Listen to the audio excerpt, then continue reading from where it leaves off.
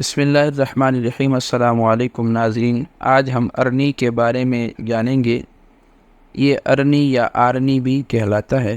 ہندی میں اسے ارنی یا ارنڑی یا اگیتھو بھی کہتے ہیں۔ بنگالی زبان میں اسے گنڑیاری، سنسکرتی میں اگنی منتھ، گجراتی میں ارنڑی، جبکہ لاطینی زبان میں اسے کلیروڈینڈرون فلومیڈیز کہا جاتا ہے۔ ارنی دو قسم کی ہوتی ہے، ایک درخت دوسرے جھاڑ۔ اس کے پتوں سے ایک خاص قسم کی تیز بو آتی ہے۔ پتے نہایت نرم ہوتے ہیں۔ موسم برسات اور چیت بیساکھ میں اس پر گچھے دار پھول لگتے ہیں۔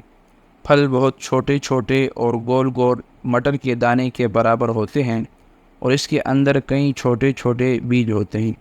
اس درخت کی نرم چھال اور گہرے بھوسلے رنگ کی ہوتی ہے، یعنی جو چھال ہے وہ نرم اور گہرے بھوسلے رنگ کی ہوتی ہے، جس میں سے ایک خاص قسم کی بو آتی ہے۔ زمانہ قدیم میں رشی ہون یگیہ کے موقع پر اس درخت کی لکڑی کو آپس میں رگڑ کر آگ روشن کرتے تھے اور اس آگ کو بڑی مقدس خیال کرتے تھے، اس لیے اس کا سنسکرت نام اگنی منتھ ہے۔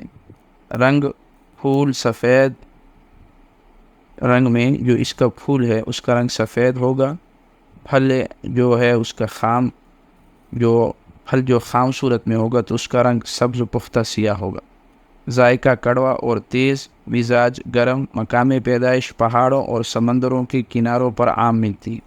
افعال و استعمال: کارومنڈل کے علاقے میں بطور ساگ کھاتے ہیں اور کہیں کہیں یہ پتے بطور چارہ جانوروں کو کھلاتے ہیں۔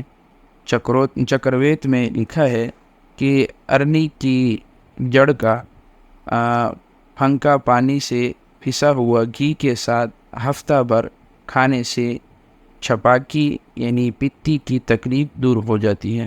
اس کے پتے کالی مرچ کے ساتھ رگڑ کر بخار اور زکام میں دیتے ہیں۔